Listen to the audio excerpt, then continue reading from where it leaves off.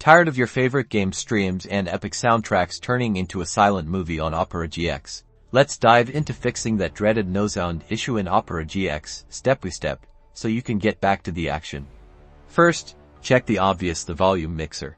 Right-click the speaker icon in your system tray and select Open Volume Mixer. Make sure Opera GX isn't muted or set to a very low volume here. Next, let's examine Opera GX's internal settings. Type Opera Settings in your address bar and press Enter. In the Settings menu, scroll down to find Site Settings and click on it. Scroll down in Site Settings until you see Sound. And make sure websites are allowed to play sound. If it says muted, change it. If that doesn't work, it might be a device issue. Right-click the speaker icon in your system tray again, but this time choose Open Sound Settings. Ensure your correct playback device, like your headphones or speakers, is selected as the output. Still no sound. Let's peek at your drivers. Press the Windows key, type Device Manager, and open it. Expand Audio Inputs and Outputs. Right-click on your audio device and choose Update Driver. Select Search automatically for drivers and let Windows do its thing.